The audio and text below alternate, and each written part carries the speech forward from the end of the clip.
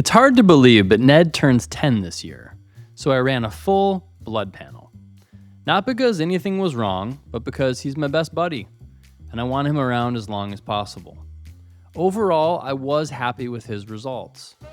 The blood panel did reveal 2 issues though: mild anemia and exposure to a past tick bite.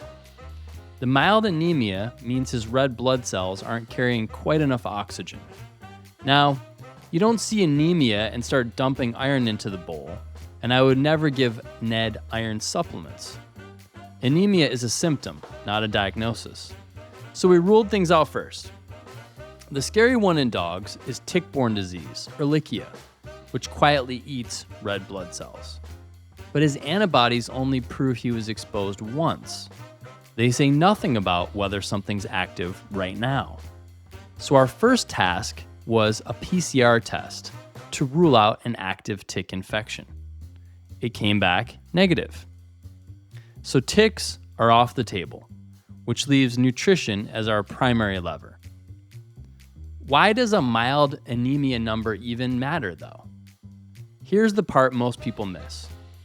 A team at Nestle Research built a biological age clock for dogs. It was trained on the blood work of more than 800 dogs, tracked over 12 years. And it doesn't read a panel the way we're trained to, as pass or fail. It reads the number in great detail, across 10 biomarkers at once. And here's the kicker. In their data, about half the dogs aging more than a year faster than their birthday said had 0 or just 1 marker flagged as out of range. The decay wasn't in any single red number. It was hiding in the pattern. And 2 of those 10 markers, hemoglobin and hematocrit, which are Ned's anemia markers. So his barely low isn't just noise. On the clock, it's his body aging a little faster than the calendar says. And that's why I didn't shrug it off. So the mission was simple: get usable iron into Ned. And usable is the whole game. Because the iron on a bag of food can lie to you.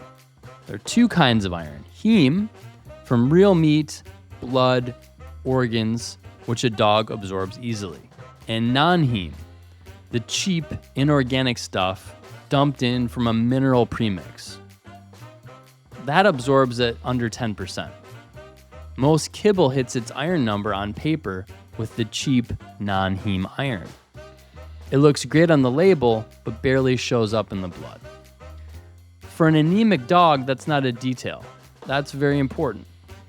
I switched up Ned's diet and now feed him a brand called Just Food for Dogs as a fresh base, plus some sardines and chicken hearts for omegas and extra heme iron.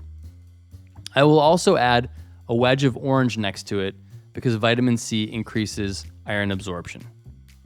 The sardines have real evidence in senior dogs for joints and an aging brain. Add a little beef heart, a spoon of pumpkin, that kind of thing. But a word of caution, and please listen up. Don't pile on the liver or you tip into vitamin A toxicity. A little bit goes a long way. I'm stacking a few iron-rich foods as supplements on top of a base that's already nutritionally complete. So that's where we are. Ned's almost 10. He's on a completely fresh base with a little targeted iron cleared by my vet.